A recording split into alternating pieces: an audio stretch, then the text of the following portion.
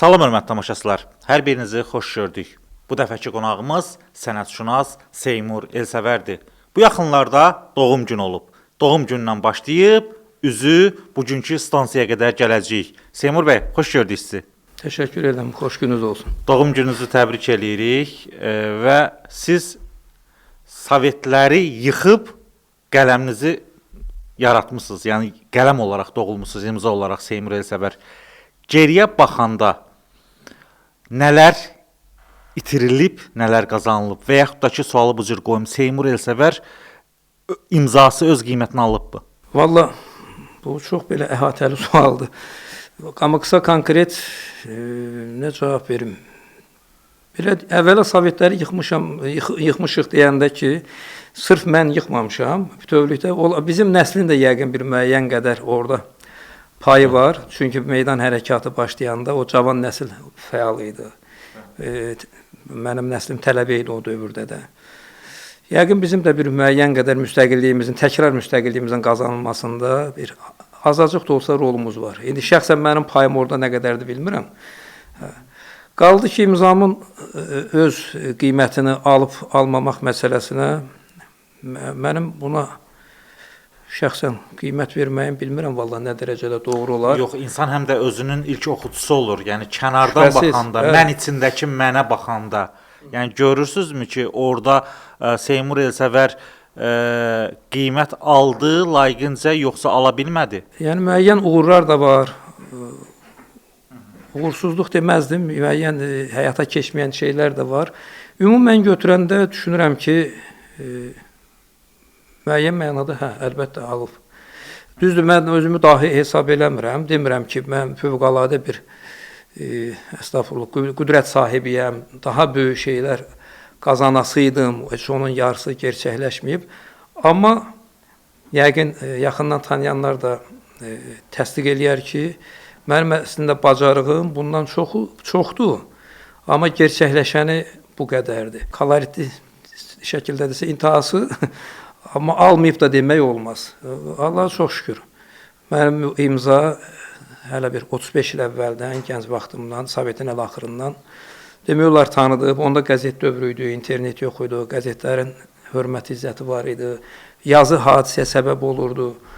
Bir yazı çıxırdı bütün özdə nəşriyyatda. Bakı qəzeti, Mədəniyyət Bakı qəzeti, Səhər qəzeti, Mədəniyyət qəzeti təzə açılanda orada əvvəl ştatdan kənar əməkdaş olmuşam. Bakı qəzetində də həmçinin tələbə vaxtlarımla çalışmışam. Yazı onda bir hadisəyə çevrilirdi. O baxımdan əlbəttə. Amma indi işsiz qalmaq hadisəyə çevrilir və belə bir sual vermək istəyirəm ki, işsiz qalanda belə içinizdən bir peşmanlıq hissi keçibmi ki, kaş elə bu sənəti seçməzdim, sənətşünas olmazdım, mən də gedib hansısa bir bazarda alver eləyib aləmi dolandırardım. Yox, o şəkildə peşmanlıq olmayıb. Amma durum deyim ki, ümumiyyətlə bir özümə hesabat verəndə ki, mən hansı işin gücün sahibiyəm, niyə bugün belə bir vəziyyətə düşmüşəm, bir narahatlıq keçirməmişəm, yaxud peşmanlıq deməzdim, amma bir yüngülvari bir heyfslənmək hərdən birdən ağlımın ucundan keçib.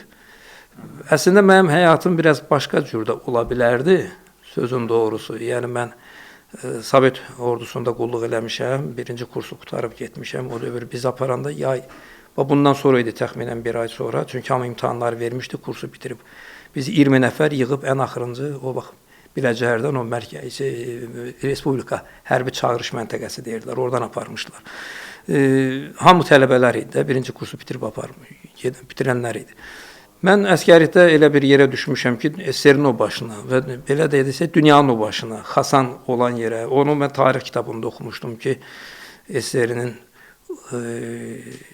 şərqində, uzaq şərqində ən küncdə axırıncı nöqtədir. Vladivostokdan da aşağıda Primorye diyarına aşırdı. Mən orada hərbi xidmətdə olmuşam, Xabarovskda olmuşam, başlamışıq Naxodkadan, Vladivostok yaxınlığından başlamışam, sonra Xabarovska gəlmişik, sonra Xasana yollayıblar. Mən orada, indi demək olar artıq bunu, bizim yer strateji baxımdan keçmiş SSR Dövlət Təhlükəsizlik Komitəsinin nəzarətində olan yer idi. Hərbi hissə olaraq, qoşun növü olaraq yox, amma bütövlükdə hər bir şey Sovet hökumətinin hər yanda gözü qulağı var idi və təbii ki, ordu da nəzarətsiz deyildi. Bizi də mən sonra ona anlamışdım ki, bir 2250 adamın içindən 3 nəfər, biri mən, biri Rus millətindən, biri Yahudi, onlar Rusiyadan, biri Moskvadan, biri Leningrad, indiki Sankt-Peterburg yaxınlarından. Onlar da universitet tələbələri idi.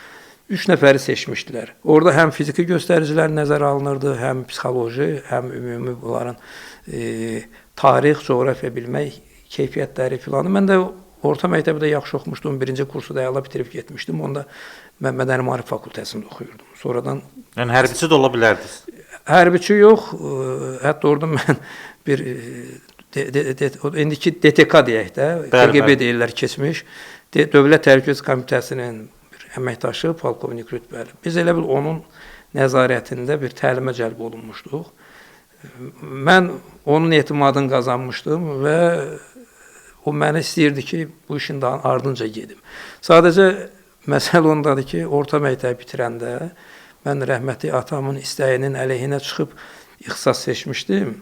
Ona görə də düşündüm, daşındım, heç evə yazmadım. Açığı ki, belə bir məsələ var, məni yönəldirlər başqa bir yerə, siyasi məktəbə göndərmə söhbət vardı. Çünki o dövrdə, indi məsələn bizdə var da, Dövlət Təhlükəsizlik Xidmətinin Akademiyası var, Rusiyada da var.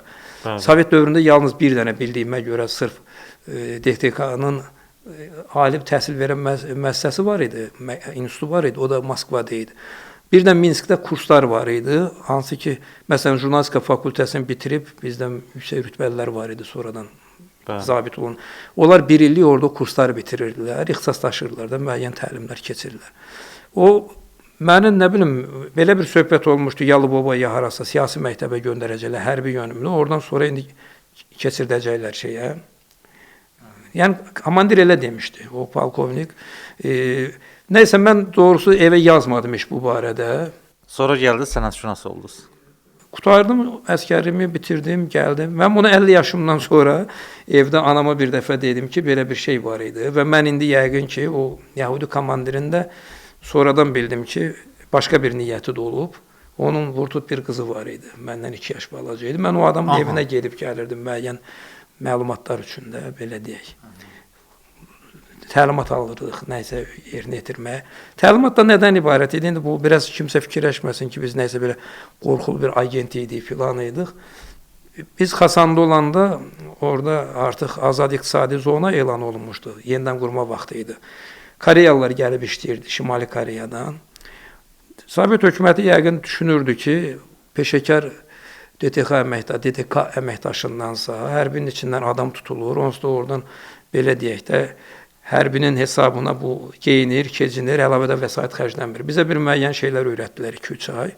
Orada hətta idmanla da bağlı təlimlər oldu. Düzdür, mən heç vaxt ondan istifadə eləməmişəm. Normativlər doldurduq, filan elədik. Mən çünki buradan əvvəlindən fiziki hazırlığım var idi.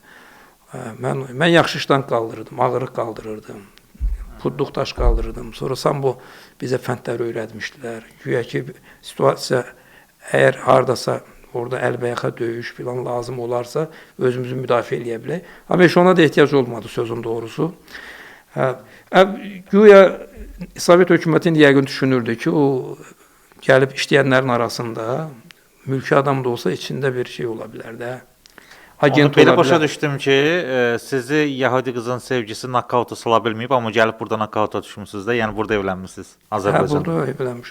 Yox, ümumiyyətlə bir şey deyim ki, mən həyatımda cəmi bir dəfə rəhmətli atamın istəyinə əleyhinə çıxmışam. O da peşə seçəndə, qəribədir. Mən ailə quranda atamın istəyini nəzərə almışam, yəni etiraf edirəm də. Artıq da bir 33 il arxadadır. Da stajlı artıq, ailə stajı olan bir adamam. Amma indi də onu düşünürəm ki, mən ümumən o köhnə klassik Sovet ailəsi biçimində bir yerdə böyümüşəm də. Atamın sözü bizim üçün qanun idi. Amma bilmirəm nəyə görəsə, onun istəyinə qalsa mən o vaxt xalq arasında məşhur olan AZI, yəni neft, o vaxt neft kimya institutu deyirdilər. Əmim oğlu məndən böyük, 3 yaş böyük orada oxuyurdu. Və əlaçı oxuyurdu. Atam da o dövrdə də indi bunu bu gün də danışmaq olar ki, ali məktəblərə pulsuz qəbul olmaq çox çətin məsələ idi, açığı.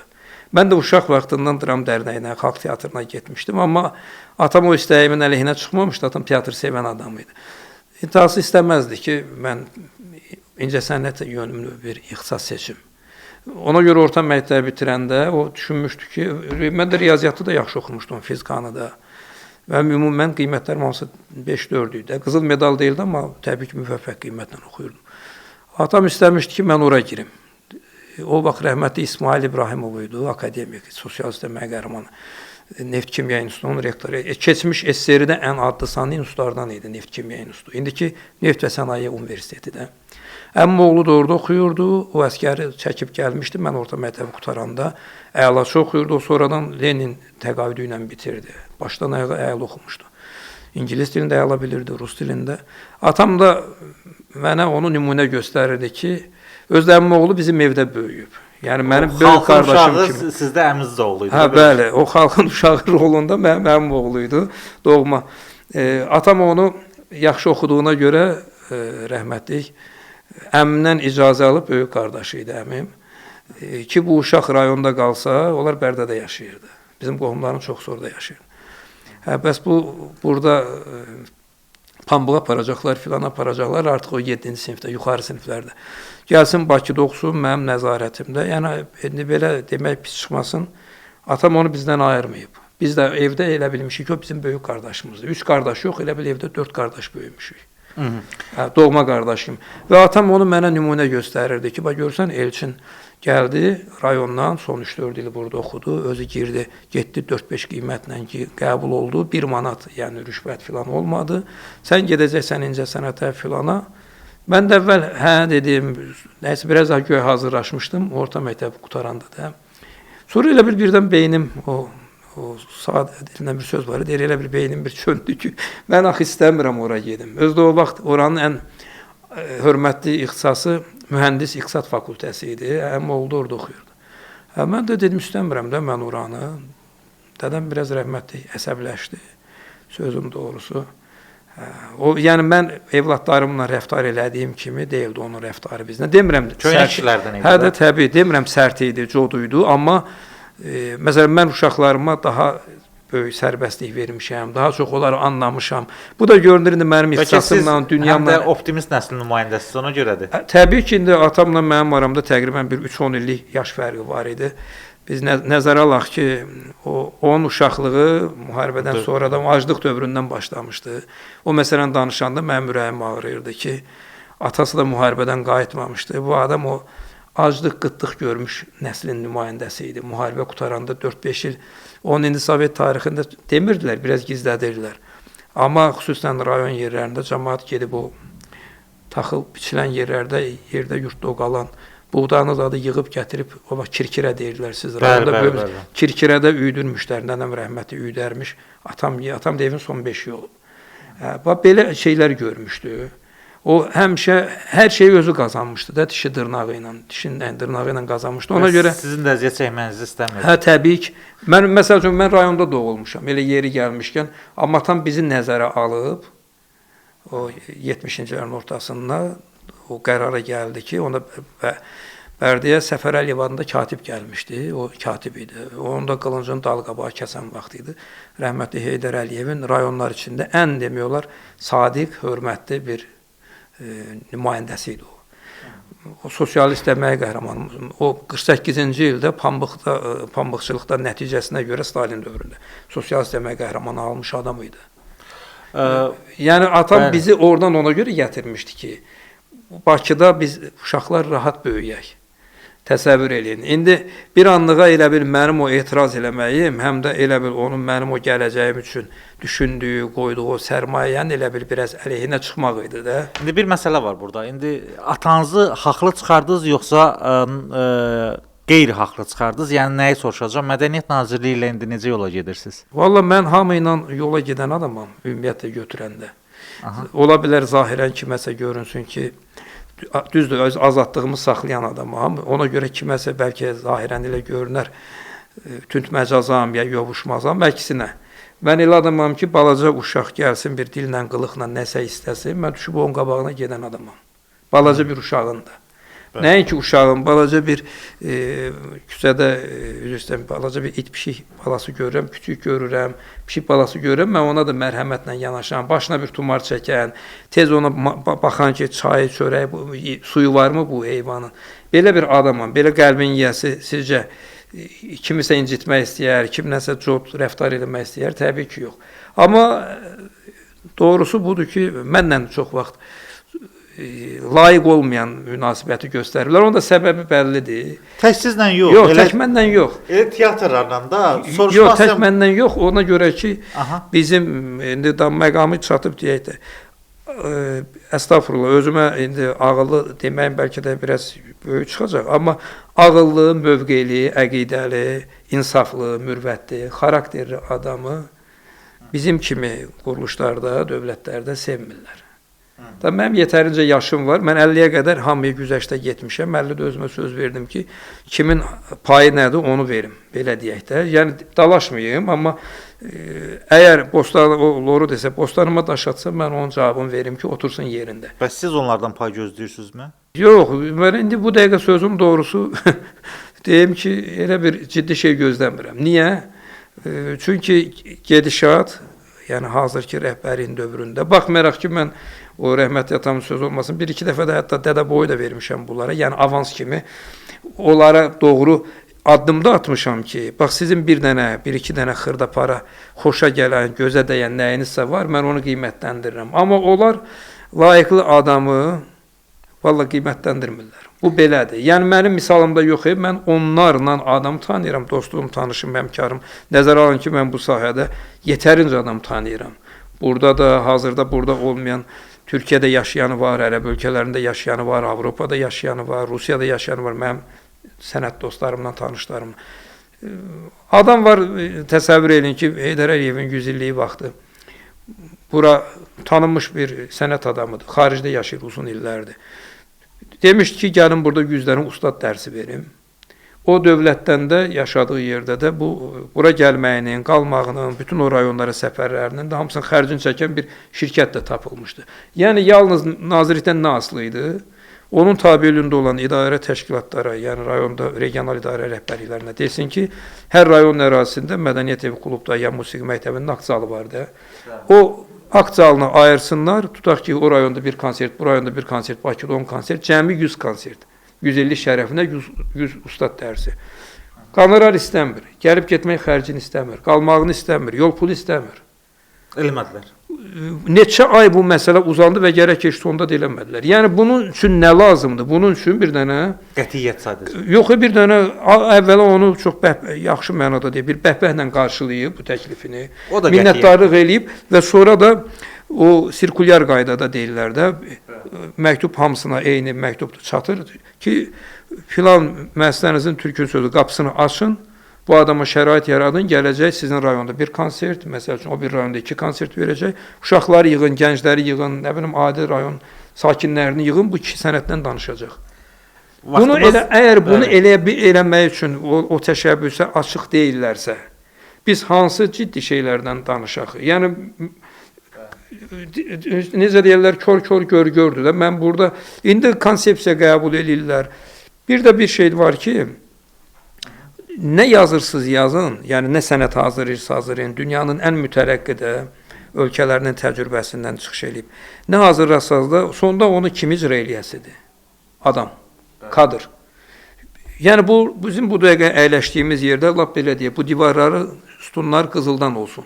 Əgər burada danışacaq adamın bir məharəti yoxdursa, bir məna məzmun kəsb eləmirsə bu adam, baxaq da fonumuzda hamısı qızıl olsun, brilyant olsun, amma nə dəyişəcək ki, bu mənasız danışacaq, hamı da biraz qızılı almaza, brilyanta xatir, biraz baxacaq, o gözü qamaşdıracaq, amma sonra deyəcəklər ki, bu nəyə lazım idi, bu nədən ötürü idi. Bax, bu teatr, hələ mən bir 15-16 il əvvəl o teatr məsələsinə gələcəm, yəni verişimiz... Cümləmi ondan bitirim ki, bax, o binaları ki, əsaslı teatr binalarını, əsaslı təmir yenidən qurmaya başlayanda, mən bir 15-16 il əvvəl bir müsahibəm getmişdi. Dedim, bu gözəldir, bu işlərin görülməyi ki, teatrları yeni avadanlıqla təchiz olunur, şərait yaradılır, isitmə, soyutma sistemi filanı. Amma sonda burada proses olmayacaqsa, yaradıcılıq işi getməyəcəksə içəridə və buna uyğun mühit olmayacaqsa, adamlar, kadr olmayacaqsa, biz elə gələcək bu binanın daşına, divarına baxıb çıxıb gedəcəyik də, belə deyək. Hara olur desək, hara hərrənib fırlansaq da, sonda iş gəlir, çıxır adamın üstünə, kadrın üstünə. Kadr ən vacib məsələdir. Yəni, mən belə düşünürəm, həmişə belə düşünmüşəm, bugün də bu qənaətdəyəm. Son 2 dəqiqəmiz var verilişimizin yekunlaşmasından. Bir sualımız, bir istəyimiz olacaq. Son sualımız ondan ibarətdir ki, siz rayonların birində teatr rəhbəri də olmusunuz və rayon teatrlarının vəziyyətinə bələdsiniz. Azərbaycanda rayon teatrlarının vəziyyəti necədir? Ağlamalı yoxsa gülməli? Qısa cavab istəyirəm. Əgər Bakıda hələ tam ürəkaçan deyilsə, rayonlar şübhəsiz də müəyyən səbəblərdən çox kül halında burada səbəblər var. Çoxdur səbəblər. Ona görə onu bir sadalama fikrində deyiləm. Təbii ki, ümumən götürəndə rayon teatrlarının bədii, texniki və digər kontekstdən səviyyəsi Bakıdan aşağıdır. Ağlamalıdır yəni. Bəli, belə götürəndə deməzdim ki, lap dad deməlidir. Müəyyən rayonlarda biraz necə də üzü bəridir, amma bəzilərində üzü o yanadır, inanın. Hətta bir rayon teatrı var ki, onların tamaşasına mən adını çəkmək istəmirəm. Bir dəfə baxanda Bakıya gətirirdilər. Qastrol vaxtı mən çalışıram ki, o rayon teatrlarının tamaşalarını ötürməyim. Çünki bir rayonlara getmək imkanı olmur, amma öz ayaqları ilə gələndə çalışıram, gedim baxım. Təsəvvür edin ki, baxdım, bizim vaxtı ilə xalq teatrında oynadığımız tamaşaların səviyyəsi xalq teatrında. Xalq teatrı həvəskarının düzdür, son həddidir. Ondan sonra dövlət teatrı statusu başlayır. Amma bu dövlət teatrının tamaşasından yüksək səviyyədə idi. Halbuki dövlət bunun axı adının üstündə var, dövlət. Dövlətin qanadının altındadır, dövlətin himayəsindədir. Dövlət buranı ən azından o adamlar orta bab da olsa bir maaşla təmin olunurlar. Yəni bugünkü gündə dövlət başqa xərcləri ödəmir. Kommunalı, filanı, tamaşalar üçün olan vəsaiti vermir. Ayda ildə bir dəfə, indi hərdən əgər dövlət sifarişi tamaşalar olarsa, o istisnadır. Amma yenə də dövlət ən azı bir maaş verir. Bu aktyor bir 400-500, indi rayon teatrından danışıram, Bakıda daha çox, çünki artıq neçəsi akademik statusdadır. Maaş alır. Bəs bunun müqabilində nə ərsiyə gətirir, nə qoyur ortaya?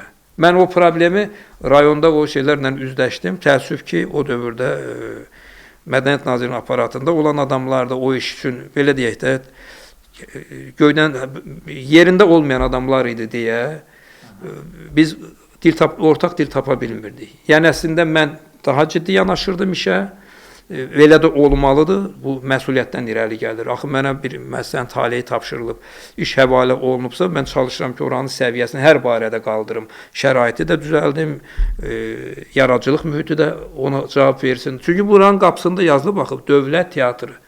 Bu dram studiyası deyil, xalq teatrı deyil. Aydındır, aydındır. Və sonluğu istəyirəm tamaşaçıların da zövqünə uyğun yekunlaşdırım. Hörmətli tamaşaçılar, verilişimizin sonunda onu qeyd etmək istəyirəm ki, verilişimizi bəyənməyi, paylaşmağı və şərh yazmağı unutmayın ki, daha çox auditoriyaya çata bilək. Sizin yaxşı səsiniz olduğunu deyirlər. Yaxşı səsiniz var imiş. Qarabağlısınız axı. Verilişimizin sonunda elə bir yaxşı notlarla bitirək. Bir ağız oxumağınızı istəyərdik.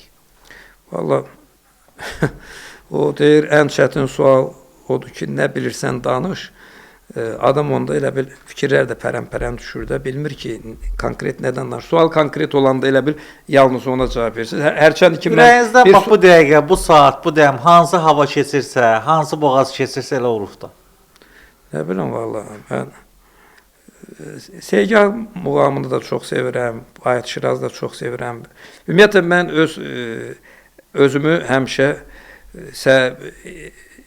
oturub işləyəndə, evdə tutaq ki, mütləq zümzümə eləyə, nəsə yazıram, pozuram, nə bilim, oxuyuram, internetdə nəsə axtarıram, o sözün yaxşı mənasında eşələnirəm orada ki, nəsə tapım, oxuyum. Və o adamı biraz ovqata köhlüyür də oxumaq. Hərçənd də elə şeylər də olur ki... Məsələn, çəkilişdən əvvəl bir zümzümə eləyirdiniz, nə idi o? Nə bilim vallahi indi yadımdan çıxdı. Olur da o həmin anda dəmi gəldi nəsə eləyirsən, sonra biraz başqa şey olur. Mənsuriyə oxuya bilərsiniz. Nə bilim ağlınıza nə gəlirsə. Yox, Mənsuriyə biraz çətin məsələdir. həm də biraz zildir.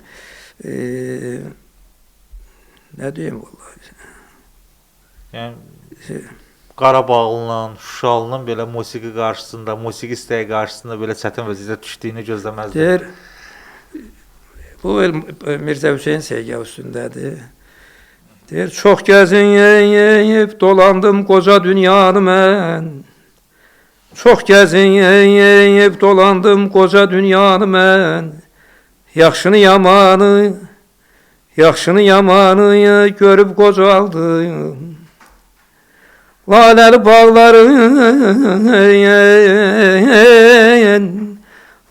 bağların bağbanı oldum. Hər güldən birini dərib qocaldım. Aydat, aman ey. Təşəkkürlər, çox sağ olun, minnətdaram. Bu iki daşın arasında elədik. Elə iki daşın arasında çıxan səs gözəl olur. Belə hörmətli tamaşaçılar, daha bir verilişin sonuna gəlib çatdıq. Qonağımız isə sənətşünas Seymur bəy Elsəvər idi. Sağ olun, salamat qalın. Bizi izləməyi, verilişimizi bəyənməyi, kanalımıza abunə olmağı unutmayın. Hələlik. Sağ olun.